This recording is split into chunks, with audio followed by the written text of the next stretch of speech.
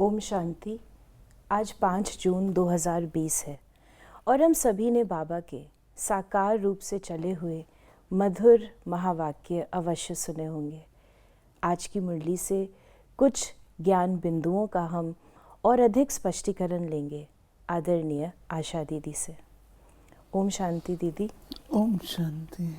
आज बाबा ने कहा, मीठे बच्चे, तुम्हें अभी ज्ञान की दृष्टि मिली है, इसलिए तुम्हारा भटकना बंद हुआ।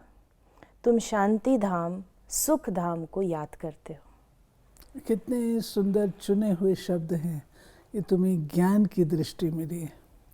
ये बहुत स्पेशल है। ज्ञान माना समझ।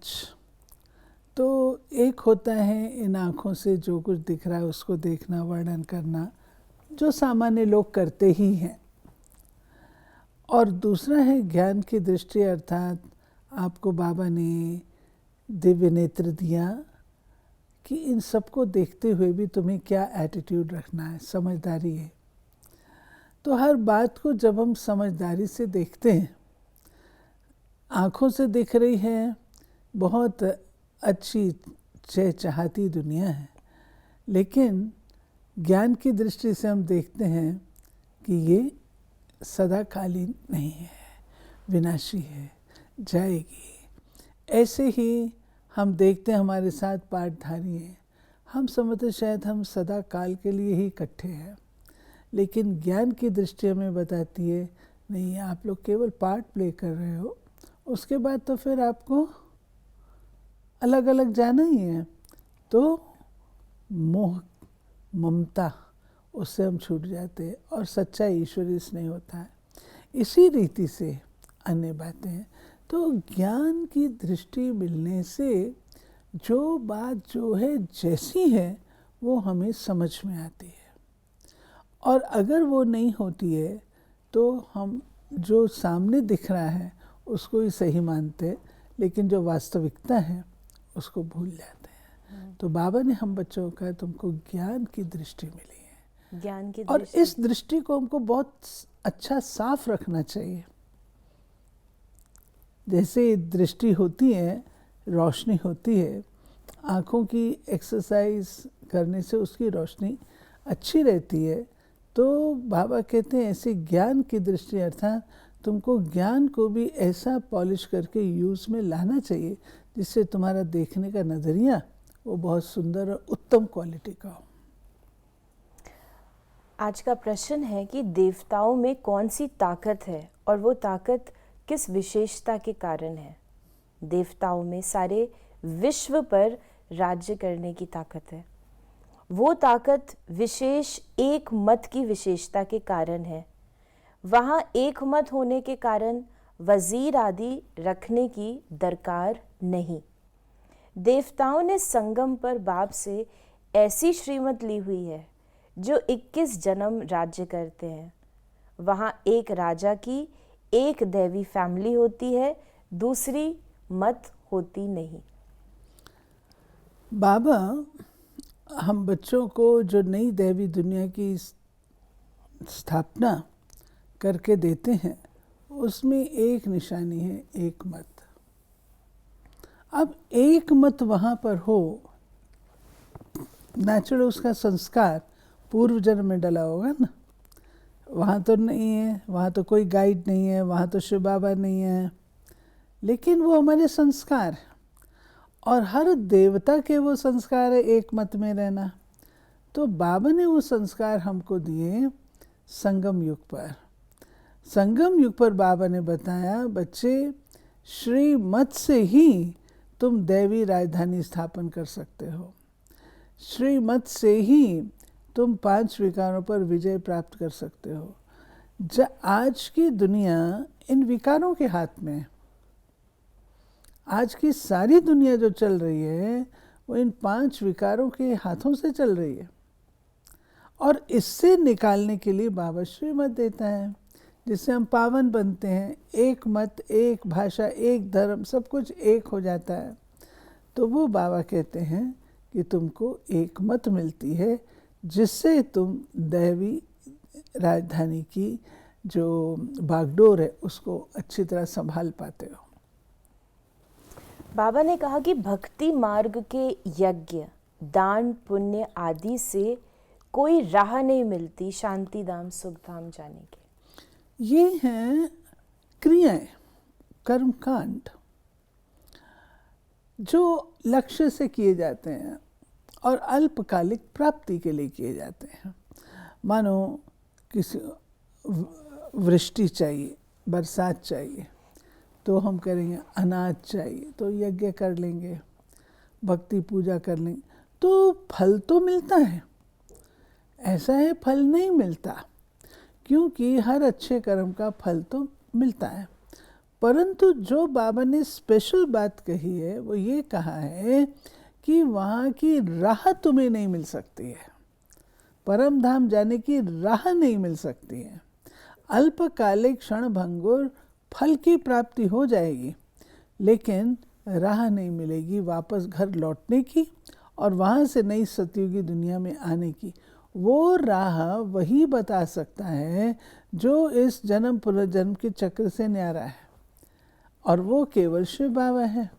तो शिव बाबा आकर के हम आत्माओं को परम धाम की राह बताते हैं। आज बाबा ने कहा कि जो जो बाप को याद करते हैं, बाप की श्रीमत पर चलते हैं, वो संगम युग पर हैं, बाकी कलयुग में। बाबा तो ऐसे ही कहेंगे ना कि बेशक हम नाम से संगम युग पर आ गए, लेकिन अगर हमने बाबा को माना ही नहीं तो संगम हमारे लिए मीनिंगलेस है ना। हमारे लिए संगम तब है जब हम आत्माएं शिव बाबा के संबंध में हैं। अगर शिव बाबा के संबंध में ही नहीं है तो संगम किस बात का। तो हम कलयुग में हैं, संगम है ही ब्राह्मणों के लिए, और लोग तो जानते नहीं, 5वां युग लीप युग हमारे लिए है। तो बाबा ने कहा कि अगर मेरे बच्चों में भी अगर बच्चे श्रीमत का पालन करें, स्वाभाविक है उनके लिए पौबारा, और जो नहीं करते हैं तो कलयुगी दुनिया में, क्योंकि औरों की मत पर चल रहे हैं, अपनी मत पर चल रहे हैं, साथियों की मत पर चल रहे हैं, श्रीमत पर तो है नहीं। तो बाबा क्यों उनको मानेगा संगम का, कलयुग में ही ठीक है।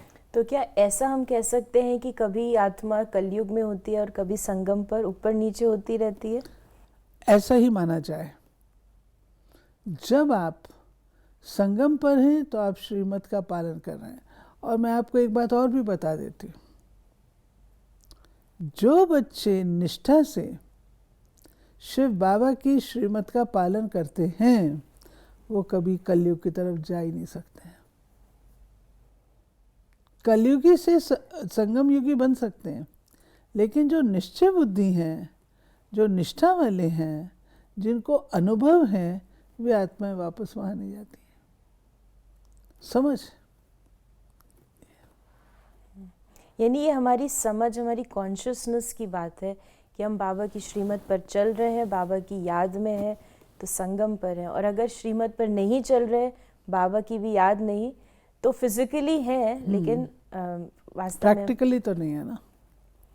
फिर बाबा ने कहा कि अभी कोई सॉवरेनिटी किंगडम नहीं है, अनेक मतों से राज्य चलता है, और सतयुग में तो एक महाराजा की ही मत चलती है, जो बाबा ने पहले बताया। बाप कहते हैं अपने को आत्मा समझ बाप को याद करते रहो तो तुम ईश्वरीय परिवार के हो। आज बाबा ने ईश्वरीय परिवार की भी परिभाषा बताई। अगर शिव बाबा को याद करते हैं तो मैं आत्मा हूँ, शिव बाबा की संतान हूँ, तो ही ईश्वरीय धाम है, ईश्वरीय परिवार में हूँ। अगर मैं शिव बाबा को याद ही नहीं कर रही हूँ, अपने को देह समझ के बैठी हूँ, फलाने स्टेटस वाली हूँ, फलानी पोजीशन वाली हूँ, फलानी बैकग्राउंड वाली हूँ, और फलाने को मैं याद कर रही हूँ, तो उसमें ईश्वर का रोल ही कहाँ है, ईश्वरीय हुए कहाँ। वो बच्चे जो अपन को आत्म अभिमानी बनाते हैं, परमात्म अभिमानी बनाते हैं, वो ईश्वरीय लोक में है। बाबा ने कहा आज कि ज्ञान विज्ञान भवन नाम रखा है, जैसे कि वहाँ योग और ज्ञान सिखाया जाता है, बिगर अर्थ नाम रखा है। ये जो अपना दिल्ली में विज्ञान भवन है, ये जब उसका नाम था तो ये रखा गया। तो बाबा कहते वहाँ पर, बाबा तो ज्ञान और विज्ञान का अर्थ दूसरा बताते हैं ना, ज्ञान माना नॉलेज और विज्ञान बताते बाबा योग को। तो वहाँ पर ये तो बात सिखाई नहीं जाती है। तो बाबा कहते हैं कि ज्ञान और योग तो वह सिखाएं, तुम्हारा सच्चा सच्चा ज्ञान विज्ञान भवन है। तो शक्ति नगर का जो हमारा सेंटर है उसका नाम फिर ज्ञान विज्ञान भवन रखा गया। शक्ति नगर यानी जो दिल्ली में जो पहला सेंटर जो खुला, जो कमला नगर होता था ना, तो कमला नगर से फिर शिफ्ट होकर के वो शक्ति नगर में आया। तो वो शक्ति नगर का जो सेवा केंद्र है उसका नाम रखा गया ज्ञान विज्ञान भवन। बाबा याद करते हैं ना मुरली में। बाबा ने कहा कि बने बनाए ड्रामा को न जानने के कारण मनुष्य कह देते हैं फलाना निर्वाण गया या ज्योति ज्योत समाया। ये बहुत बड़ी अज्ञानता है। ज्योति ज्योत समाया माना उनको कौन ट्रेनिंग देगा ज्योति में समाने की? सोचने की बात है।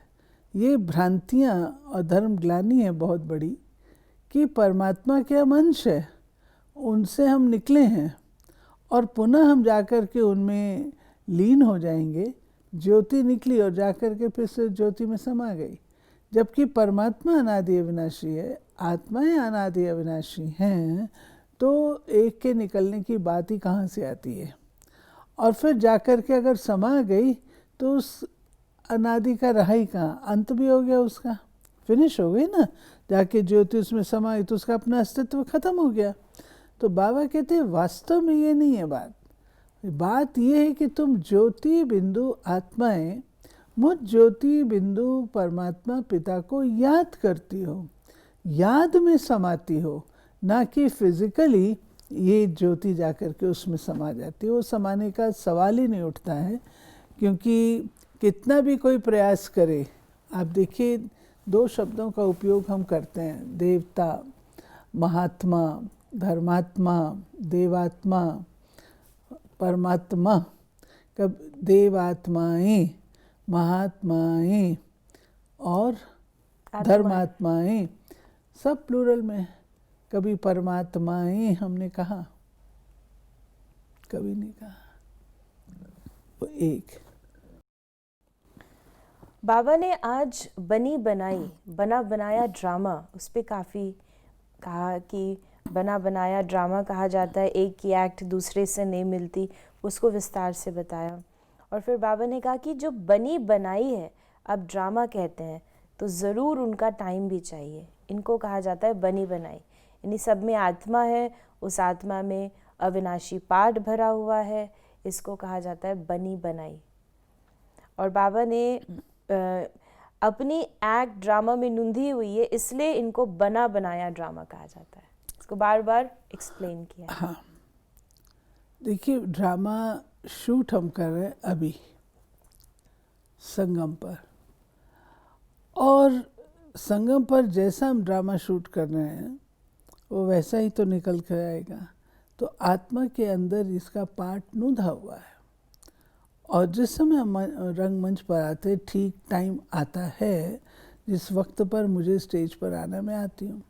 आत्माएं सब परम धाम में है और सृष्टि रंगमंच पर ड्रामा चल रहा है, ठीक है। मेरा पार्ट अभी नहीं है तो मैं कहाँ रहूँगी? ऊपर ही रहूँगी ना। जब वक्त आएगा तो मैं ऊपर से नीचे आके अपना पार्ट प्ले करूँगी। तो जो पार्ट मेरे अंदर है, जो पार्ट मेरा है, वो आकर के यहाँ प्ले किया, जिसको अनफोल्ड किया मैंने, वो अंदर में है। जैसे एक्टर को अपना पार्ट मेमोरी में पूरा नूंधा हुआ रहता है कि मुझे वक्त पर ये बात बोलनी है, वक्त पर ये एक्शन करना है, सब उसकी मेमोरी में नूंधा हुआ है। जब वो स्टेज पर आता है तो सिर्फ अनफोल्ड करता है, प्रैक्टिकली प्ले करता है। ऐसे हम आत्माओं के अंदर वो जो पार्ट है वो नूंधा हुआ है, जिसको हम यहाँ आकर के प्ले करते हैं। लेकिन अगर हम लौकिक एक्टर की पार्ट को देखें तो भले उसकी मेमोरी में हो, लेकिन जब वो अनफोल्ड करता है तो किसी दिन उसकी परफॉर्मेंस बहुत अच्छी होती है, कभी उसकी एक्ट इतनी अच्छी कर तो वही एक्टिंग रहा है लेकिन इतनी नहीं अच्छी होती। तो क्या इसी अनुसार हर कल्प में हमारी परफॉर्मेंस उसी स्तर की होती है या फिर हम उसको चेंज करते हैं? नहीं, वो हमारी जैसी है वैसी, क्योंकि संगम पर हमने वो ले लिया ना। आपने कोई चीज़ ली, आजकल कई ऐसी चीज़ें हैं जो स्टेप बाय स्टेप वही कुछ निकलेगा। अगर आप ये करेंगे तो अब उसके बाद 5-6 चीज़ें वही होंगी। तो ऐसे ही आत्मा के अंदर वर्तमान समय पर मैं जैसा पार्ट प्ले कर रही हूँ, जैसा मैं नूंद रही हूँ अपने अंदर, जैसे संस्कार भर रही हूँ, तो वक्त पर वो संस्कार अनफोल्ड होते जाते हैं। तो ये बाबा ने कहा ये बनी बनाई है। फिर बाबा ने कहा कि वो है हद की बात, हद की रचना हद के ब्रह्मा रचते हैं, पालना भी करते हैं, बाकी प्रलय नहीं करते। स्त्री को अडॉप्ट करते हैं, बाप भी आकर अडॉप्ट करते हैं। फिर आगे बाबा ने कहा बाप भी है, फैमिली भी है। ये बातें बड़ी गुहे हैं, बहुत गंभीर बातें हैं। क्यों बाबा कहता गंभीर है? बाप है तो बाप की फैमिली है, तो इसमें गंभीरता क्या हुई? सोचने की बात यह है, गंभीर माना सीरियस और डेप्थ वाली। सीरियस इसलिए बाबा कहता है कि इसको जानना अनिवार्य है। जैसे किसी स्थिति के लिए हम कहते हैं स्थिति बड़ी गंभीर है, जानने योग्य है, एक्सप्लोर करने योग्य है। तो हमारा जो शिव बाबा के साथ संबंध है, आत्माओं का परमात्मा के साथ, सोचने की बात है। सारा द्वापर युग से लेकर के हमारी बुद्धि कहाँ कहाँ नहीं गई, आप बताइए। हमने तत्वों की भी पूजा कर ली, शरीरों की भी पूजा कर ली, मूर्तियों की भी पूजा कर ली। किसको छोड़ा हमने? पेड़ पौधों की भी कर ली, प्रकृति की भी पूजा कर ली। इन सबसे छुड़ा करके बाबा जब हमको इतना कहता है कि तुम आत्मा हो और मुझ परमात्मा को तुमको याद करना है फैमिली के रूप से, तो ये नई बात हो जाती है ना, जो समझने योग्य है। बाबा ने कहा आज कि तुम जितना याद में रहते हो फिर वहाँ भी नज़दीक में ही आकर राज्य करेंगे। इससे क्या अभिप्राय है? तुम जितना याद में रहते उससे हो कमाई होती है, वहाँ आकर नज़दीक में आकर राज्य करेंगे। हाँ, जितना हम याद में रहेंगे हमारी आत्मा प्यूरिफाई होगी। हमारी आत्मा प्यूरिफाई होगी, संस्कार अच्छे बनेंगे, सतो प्रधान बनेंगे। तो जब नया कल्प शुरू होगा तो टोटल पहले सतो प्रधान है, धीरे धीरे खराब होता है। तो जितना मैंने अपने आप को क्वालिफाई किया हुआ होगा उस अनुसार मैं वहाँ जा कर के राज्य करूँगी। नजदीक रॉयल में, फैमिली में, नजदीक में माना है परिवार में। आज की मुरली में वरदान है बेगर टू प्रिंस का पाठ प्रैक्टिकल में बजाने वाले त्यागी व श्रेष्ठ भाग्यशाली आत्मा भव। जैसे भविष्य में विश्व महाराजन दाता होंगे, ऐसे अभी से दातापन के संस्कार इमर्ज करो। किसी से कोई सैल्वेशन लेकर फिर सैल्वेशन दे, ऐसा संकल्प भी न हो। इसे ही कहा जाता है बेगर टू प्रिंस। स्वयं लेने की इच्छा वाले नहीं, इस अल्पकाल की इच्छा से बेगर। ऐसा बेगर ही संपन्न मूर्त है। जो अभी बेगर टू प्रिंस का पाठ प्रैक्टिकल में बजाते हैं उन्हें कहा जाता है सदा त्यागी व श्रेष्ठ भाग्यशाली। त्याग से सदा काल का भाग्य स्वतः बन जाता है। त्याग का महत्व बाबा बता रहे हैं। त्याग हमेशा बुरी चीज़ का किया जाता है, अच्छी चीज़ों का तो नहीं किया जाता। लेकिन अगर आप महात्यागी हैं तो आप अपनी जो त्याग का फल है उसका भी त्याग करते हैं। ये जो भाग्यशाली हैं वो ऑर्डिनरी त्याग किए हुए के लिए ये बात, लेकिन त्याग का जो फल उपलब्ध होता है उसका भी त्याग करना, उसको बाबा ने कहा भाग्यशाली है। और बाबा ने बेगर भी कहा कि अल्पकाल की इच्छा से बेगर। हाँ, आज का स्लोगन है सदा हर्षित रहने के लिए साक्षीपन की सीट पर दृष्टा बनकर हर खेल देखो। ये तो बाबा ने हमको इस संसार में रहने का एक नियम बताया है कि साक्षी दृष्टा हो जाओ, सबके पार्ट को अप्रिशिएट करो, वाह वाह करो, किसी के पार्ट में इंटरफेयर नहीं करो। ये जीवन जीने की कला है। तो ये थे बाबा के आज के महावाक्यों का और अधिक स्पष्टीकरण, जिसमें बाबा ने विशेष हमें ड्रामा जो बनाया है उसके बारे में भी बताया, याद में हमें कैसे रहना है। साथ ही साथ बाबा ने कहा कि बाबा आकर हमें ज्ञान की दृष्टि देते हैं, दिव्य दृष्टि देते हैं, जिससे हम शांति धाम और सुख धाम को याद करते हैं। यदि आपके मन में भी इस मुरली से संबंधित कोई प्रश्न है तो आप अपने प्रश्नों को हम तक अवश्य पहुंचाएं। ओम शांति।